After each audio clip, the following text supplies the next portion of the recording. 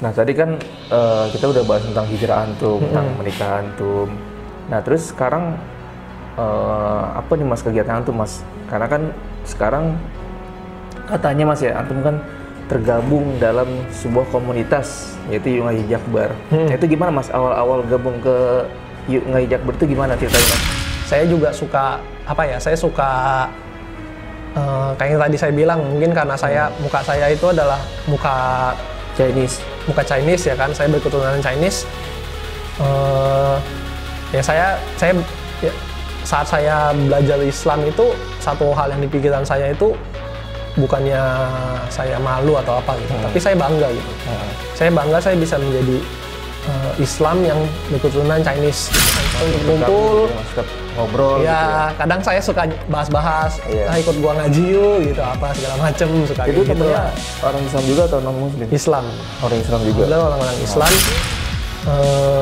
Ya saya juga sebenarnya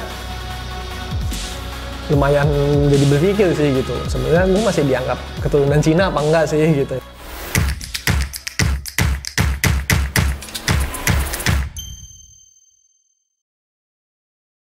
Ya kan, karena kadang suka masih mengkotak-kotakan gitu loh. Kayak misalnya kadang istri saya pakai kerudung syari lagi belanja misalnya di Mangga 2 gitu, suka ketemu cinci gitu kan, suka nanya kamu Islam kan, gitu. Kamu Cina kan, Cina ya kan? Iya. Tapi kok kamu Islam gitu? Ya iya, terus kenapa digituin sama istri saya gitu?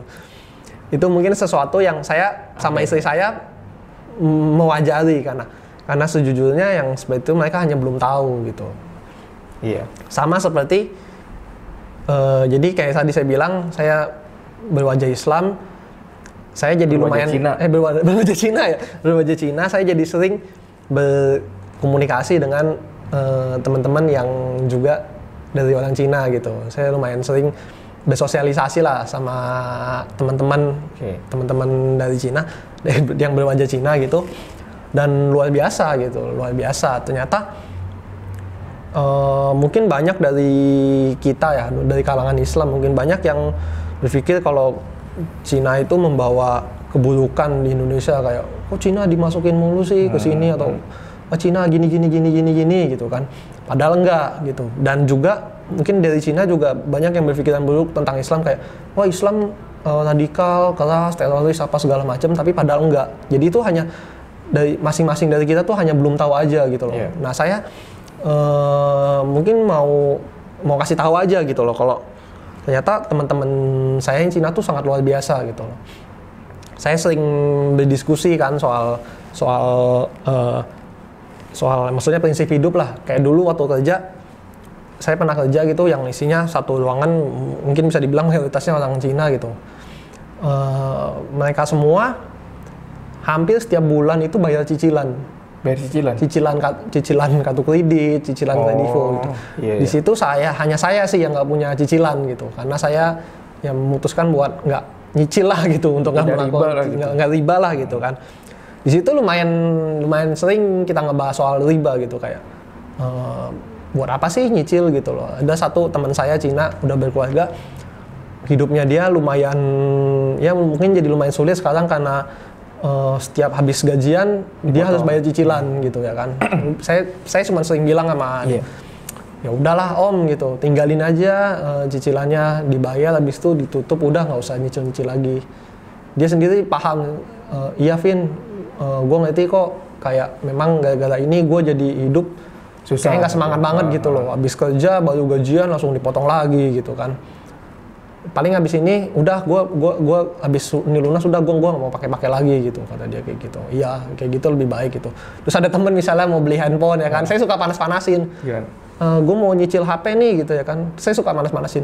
Ngapain dicicil sih? Beli cash aja. Iya mending beli cash aja gitu. Ya tapi harganya mahal, ya jangan beli yang mahal-mahal lah, belinya yang lu mampu dulu aja gitu ya kan. Kayak dulu lagi zamannya ada iPhone 10 gitu. Mau belinya iPhone 10, ya jangan beli yang mahal-mahal lah, beli aja dulu yang lu mampu, misalnya iPhone 5 kayak iPhone 6 gitu. iPhone 2 gitu kan. Iya, iPhone 2 kalau masih ada. Kayak gitu. Iya, tadi kan antum bilang kan kalau misalkan kita dari orang Chinese itu kan lebih mudah Mas ya untuk ngomong ke orang Chinese juga gitu ya, ibaratnya lebih welcome lah. Bisa dibilang seperti itu. Antum pernah nemuin nggak, maksudnya ketemu orang yang di luar Islam terus antum ngomongin tentang Islam gitu, pernah nggak? Pernah sih. Pernah. Jadi dulu tuh waktu saya kerja, saya sering nginep sama teman-teman saya yang teman kerja itu. Di situ kadang kalau malam pembahasannya suka menyerempet-nyerempet ke sana sih gitu. Ke Islam. Cuman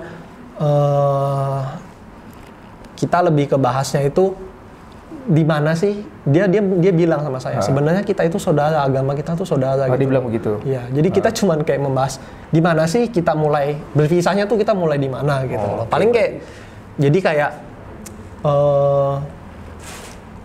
akhirnya dibahas ya kan.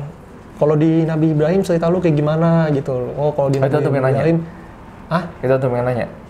Dia sih, kadang dia yang nanya, kalau di Ibrahim gimana gitu. Oh, karena memang kalau di Kristen ya, kalau di Kristen struktur keluarganya ya kurang lebih sama ya kan, dari Nabi Nuh ke Nabi Ibrahim gitu kan. Nabi Isa ke atas kan ketemu ke Nabi Ibrahim. Ya, Nabi Isa ke atas kan cuman dia dari Nabi Ishak kan. Cuman kalau kita kan dari Nabi Ismail. Nah, ternyata di situ pecahnya gitu ya kan. Dibilang ternyata pecahnya di situ. Cuman yang mungkin yang beda itu di tafsiran Alkitabnya mereka sama di tafsiran Al-Quran kita gitu kan. Kalau di tafsirannya mereka, ya mungkin kalau saya membaca Alkitab dengan tafsiran Islam masuk gitu. Cuman kalau dengan tafsiran mereka ada yang dibedakan gitu. Berarti selama ini nggak ada pertentangan dari mereka ya, apalagi kan kalau sekarang media itu kan seolah-olah Islam itu yang salah lah, dalam tanda kutip ya, soalnya Islam itu teroris lah apalah. Nah, mereka pernah permasalahan itu nggak Mas? Atau enggak, nanya? Saya di tempat kerja saya lumayan radikal sih. Lumayan radikal? Iya. saya kalau sholat saya lumayan tepat waktu ya kan. Mau lagi rapat, mau apa, saya izin saya buat sholat gitu. Atau enggak, dan juga atribut saya kayak misalnya saya masang bendera tauhid. Saya masang ya maksudnya atribut tauhid lah di meja saya gitu ya kan. Itu nggak dipertanyakan Mas? Enggak, mereka menghormati. Makanya saya bilang yang kayak saya bilang mereka itu hanya belum tahu gitu loh. Makanya mereka ya kalau mereka penasaran, mereka nanya sama saya, Vin, ini kenapa sih? Terus kayak misalnya soal poligami aja mereka nanya, mereka meluruskan kayak, Vin, kenapa sih di Islam melegalkan poligami gitu? Mereka nanya gitu.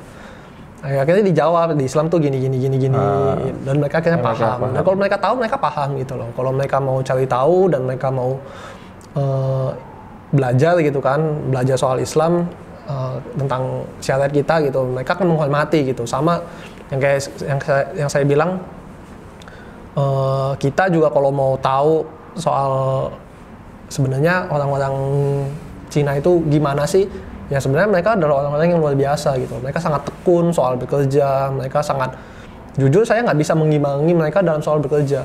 Mereka itu pintar dan mereka itu tekun, jujur. Mereka itu mungkin lebih jujur dalam waktu bekerja dibanding saya. Bahkan mereka bisa lebih. Kayak kalau misalnya saya datang jam 8, ya kan, mereka bisa datang jam 7. Bisa datang jam 7, bisa pulang lebih lama. Mereka bisa dibilang lebih disiplin. Lebih disiplin, bahkan lebih rajin lagi gitu loh. Ya luar biasa lah sebenarnya mereka itu, kalau dalam sisi bekerja gitu. Ya cuman balik lagi, memang ada orang yang buruk, memang ada orang yang baik juga. Yang Islamnya itu baik gitu kan, dan orang Cinanya itu sendiri juga, dan Cina itu sendiri juga baik. Cuman ya balik lagi ke orang-orangnya gimana yang bisa merepresentasikannya itu, seperti itu. Saya aja bahkan kerjaan saya sekarang nih, saya beda lagi. Bos saya juga orang Cina gitu kan. Di kerjaan saya kan programmer ya kan. Saya disuruh ngoding soal kartu kredit, pembayaran melalui kartu kredit. Saya bilang terang-terangan sama bos saya nggak bisa ngerjain yang ini gitu. Dia paham, oh soal riba ya Vin, oh ya udah oke, nggak apa-apa, nanti gua assign aja ke orang yang lain. Akhirnya sampai sekarang kalau kerjaan soal riba itu saya nggak dikasih. Saya dikasih kerjaan lain. Ternyata itu semua hanya butuh komunikasi gitu. Betul. Nah, mereka juga apa ya, bisa dibilang terbuka lah Mas ya. Terbuka, mereka sendiri mau tahu gitu loh. Mau mengerti kita. Jadi gitu. ada juga Mas orang yang ini kenapa sih aku Islam itu dibilang teroris, misalkan nanya sama antum, ada nggak Mas gitu Mas? Atau ada media apa memberitakan antum mencoba meluruskan, nah itu enggak, yang penting gini gitu. Itu belum sih. Mereka paling cuman kayak misalnya Kayak misalnya lagi ada demo soal misalnya demo ya 212 lah gitu. Mereka paling cuma ngedumel kayak macet demo lagi, ngapain sih, rugiin aja gitu. Saya cuma ngeliatin paling, karena di situ satu ruangan bela argumen itu kan gitu. Bisa bilang antum di kantor jadi minoritas lah. Ya, saya nggak bisa dan saya di situ cuman saya nggak mau membuat konflik gitu loh. Kalau saya membuat konflik, saya mencerminkan Muslim yang buruk gitu kan. Nah terus apa yang antum merasain Mas ketika antum dulu ya bisa dibilang wibu banget lah, yang sekarang antum udah mulai berubah, terus antum juga gabung di salah satu komunitas hijrah. Nah apa Mas yang antum rasakan perbedaannya gitu Mas? Bedanya itu mungkin kayak dulu itu yang saya rasakan waktu jadi wibu ya. Itu jadi wibu. Itu tuh ada senangnya, tapi senangnya sesaat gitu. Pada mungkin saat lagi hype-hype-nya, lagi euforianya aja gitu. Cuman setelah itu ada kesedihan gitu, ada kesedihan. Karena apa? Karena saya mengikuti itu adalah untuk menyembunyikan masalah yang lain gitu loh. Kayak misalnya masalah kuliah, masalah dengan keluarga, masalah keuangan, itu saya melakukan itu untuk menyembunyikan masalah-masalah itu. Yang jadi hanya kesenangannya hanya sesaat lah gitu ya kan. Dan saya memikir kayak hidup itu kayak kok gini-gini banget sih gitu. Gini-gini doang, gini-gini banget gitu. Mati takut mati kan? Takut mati karena saya tahu orang Islam kalau matinya dalam keadaan yang itu akan masuk neraka ya kan. Nah, saya takut mati gitu, tapi nggak mau hijrah, nggak mau belajar Islam karena sudah terlalu nyaman di zona itu gitu. Tapi akhirnya alhamdulillah Allah membukakan hati saya untuk akhirnya buat belajar Islam gitu. Nah alhamdulillah sekarang saya hidup dengan apa adanya gitu. Kalau dulu saya hidup dengan ada apanya ya kan. Saya nggak punya pun dipunya-punyain gitu. Dipaksa-paksain. Ya, mau punya HP saya sempat kredit, mau punya laptop saya sempat kredit, mau punya motor saya kredit. Sekarang, lucunya itu di tengah-tengah proses saya hijrah, itu saya lagi mau ngambil kredit apartemen. Saya udah bayar lumayan bayar uang DP. Awal. Bayar DP? Nggak bayar DP sih, uang booking ya, cuma lumayan puluhan lah gitu. Lumayan. Cuman di situ pas saya lagi ngaji, saya dapatlah materi soal riba itu ya kan. Saya tanya, kalau udah kayak gini gimana? Ya lebih baik ditinggalkan apa segala macam. Ya, insya Allah tadi diganti dengan yang lebih baik oleh Allah. Akhirnya kan. Udah diiklasin aja. Akhirnya saya ditelepon sama marketingnya, Mas ini mau dilanjutin nggak gitu. Saya bilang nggak usah Mbak, tapi ini uangnya hangus loh. Ya udah nggak apa-apa gitu. Ya udahlah gitu ya kan. Saya juga ngomong sama orang tua saya. Mungkin orang tua saya belum paham maksud saya kenapa, karena orang tua saya kan masih realistis gitu. Saya saat itu masih realistis gitu. Tapi sekarang alhamdulillah maksudnya saya bisa memberikan pengertian lah ke mereka gitu. Ya realistis lah, uang gitu aja kok direlain gitu ya kan, mending dilanjutin gitu. Sayang ya kan. Cuma saya mikir lagi kalau dilanjutin juga, ya nanti tiap bulan gaji saya dipotong gitu buat bayar kayak gitu. Cuman ya alhamdulillah. Saya merelakan itu, alhamdulillah benar diganti sama Allah gitu, diganti yang lebih baik sama Allah gitu. Ya antum tahu sendiri lah gimana ya, alhamdulillah sudah diganti yang lebih baik sama Allah. Ya ternyata kalau di situ ya jadi belajar juga ya kan, ternyata benar kalau hidup dengan apa adanya, ya insya Allah rezeki itu Allah sendiri yang kasih gitu ya kan. Iya, insya Allah ya kalau kita meninggalkan sesuatu karena Allah, maka Allah akan ganti dengan yang lain. Iya betul. Alhamdulillah juga sekarang udah menikah Mas ya? Alhamdulillah udah nikah, anak satu Mas? Udah punya anak gitu. Insya Allah. Dan hidup saya pun nggak kayak dulu, dulu yang bahagianya cuma sesaat. Sekarang saya alhamdulillah, saya seneng setiap saat gitu. Nggak ada yang saya pikirin, nggak ada beban, nggak ada apa. Jadi saya bisa fokus lah gitu. Saya bisa fokus kerja, saya bisa fokus bahagiain orang tua, bahagiain keluarga saya, fokus dakwah juga gitu. Dan saya nggak kepikiran tuh sama yang maksudnya komunitas-komunitas Jepang-Jepangan itu. Saya masih berharap lah gitu. Masih berharap teman-teman saya juga yang di sana itu mengerti gitu loh. Mengerti, jujur teman-teman saya adalah teman-teman yang punya potensi gitu. Potensi di bidang maksudnya bukan. Teman-teman Jepang-Jepangan saya bilang cosplay dan juga suka diundang gitu. Saya suka diundang buat ngisi acara. Saya punya tim ya kan. Teman-teman tim saya itu jujur kalau misalnya itu bisa menjadi potensi yang bisa ngebantu kita buat dakwah gitu. kalau misalnya kita biasanya cosplayin kartun-kartun yang buruk, yang kayak gimana, bisa aja kan kalau bisa kita sudah hijrah gitu, bisa aja kita cosplay para sahabat okay. Dan kita bermain, role-play, menghibur ya anak kecil, jamaah gitu, dan bisa berdakwah dari situ gitu loh. Jadi lebih tahu gitu. Jujur saya masih berharap sampai sekarang gitu. Itu sih Mas. Okay. Gitu. Nah ini Mas, terakhir ada pesan nggak Mas dari Antum Mas buat teman-teman yang masih hobi wibu gitu kan? Apa Mas? Pesan saya sih mulai aja gitu, dimulai aja. Karena memang sulit ya gitu. Mau dari Jepang kayak, mau dari Korea kayak gitu kan. Mau dari Sunda, mau Jawa, mau TikTok, mau gamers. Karena jujur sulit. Jujur saya sekarang masih nonton anime. Jujur saya sekarang masih ngegame. Cuman saya mulai tahu mana yang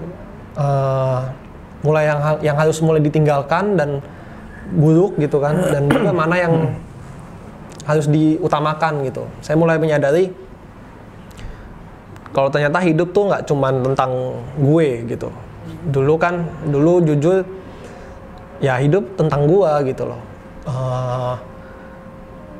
Gua mau, kalau misalnya gua dulu selain wibu saya juga gamers ya kan.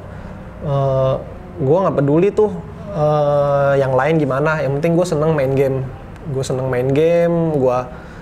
seneng dengan Jepang-Jepangan gue, dan gue seneng dengan pekerjaan gue gitu. Dulu saya bangga banget lah, pokoknya saya bangga orang tua saya menyekolahkan saya, dan saya bangga saya bisa bekerja di bidang itu, di bidang yang kalau bisa dibilang gajinya lumayan lah gitu. Saya nggak memikirkan apapun gitu. Saya memikirkan diri saya, dan saya memuji diri saya sendiri kayak, wah, gue hebat ya gitu,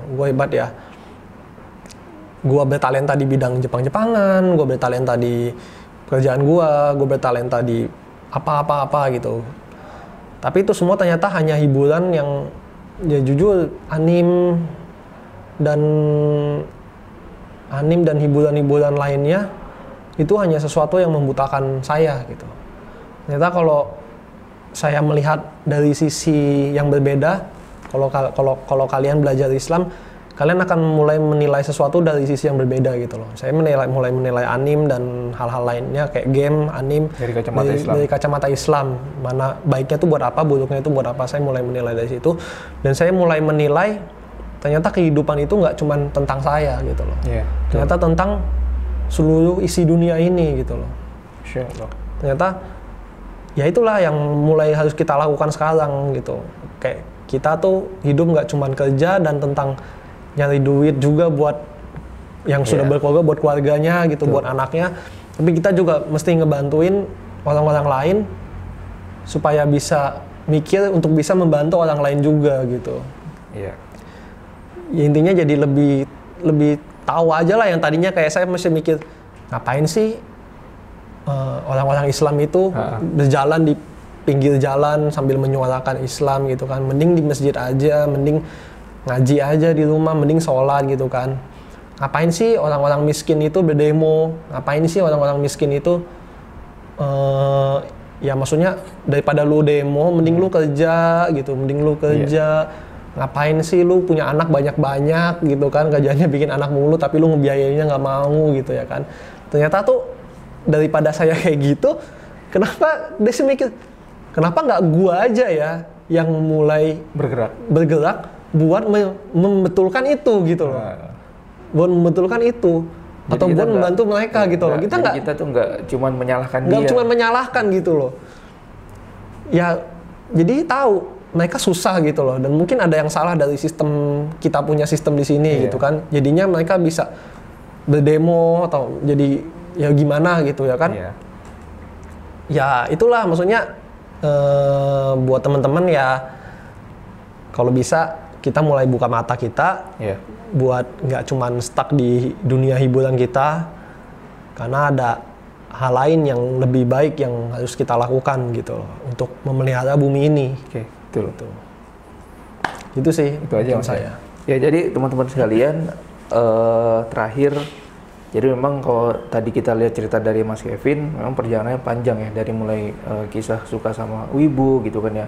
Tapi beliau ini memang dulunya memang pernah sekolah Islam Mas ya. Jadi intinya kalau teman-teman yang pengen berubah, teman-teman pengen hijrah, kuncinya cuma satu, coba gitu loh. Kita harus coba, harus mulai gitu. Karena kan kalau tadi kata Mas Kevin, jadi hidup kita tuh bukan tentang makan gitu kan, bukan tentang kerja, bukan tentang asik-asikan, tapi ada sesuatu yang harus kita ambil gitu, atau harus sesuatu yang harus kita kerjakan gitu. Dan sesuatu itu ya kalau bisa dibilang ya dakwah lah gitu. Oke, mungkin itu aja teman-teman. Ya, karena memang yang susah itu ngambil langkah pertamanya sih, Mas. Teman-teman saya pun saat saya ajak pun mereka sama kayak saya dulu waktu diajak hijrah tuh kayak banyak alasannya kayak aduh kerjaan gue masih banyak nih atau apa nih. Itu yang akhirnya saya paksakan lah untuk ya udah di hari Sabtu ini ngaji deh gitu ya kan, pergi ke majelis gitu ya kan, buat nyari ilmu Islam gitu ya kan. Dan akhirnya langkah pertama itu seiring jalan langkah pertama, akhirnya langkah kedua, langkah ketiga, langkah keempat, akhirnya jadilah ya mulai gitu loh, mulai mau tahu gitu loh, mulai belajar akhirnya. Jadi sebenarnya ya hijrah itu ya mulai dari diri kita gitu loh. Kita tuh harus sadar bahwa hidup kita tuh bukan hanya nyari uang dari sebagainya, tapi ada sesuatu yang harus kita kejar. Nah, sebagaimana Allah sampaikan dalam Quran surah Al-Baqarah, wa idz qala rabbuka lil malaikati inni ja'ilun fil ardi khalifah. Jadi kita tuh diciptakan Allah untuk menjadi khalifah, untuk mengurus bumi gitu. Jadi kerjanya bukan cuma TikTokan gitu kan, lihat wibu gitu Koreaan, tapi ada sesuatu yang lebih besar. Oke teman-teman, mungkin itu aja yang bisa kami sampaikan. Kurang lebihnya kami mohon maaf. Terima kasih untuk Mas Kevin untuk motivasinya. Yang mudah-mudahan apa yang kita lakukan pada hari ini bisa memberikan manfaat untuk teman-teman semua. Oke, saya Maulana undur diri. Assalamualaikum warahmatullahi wabarakatuh.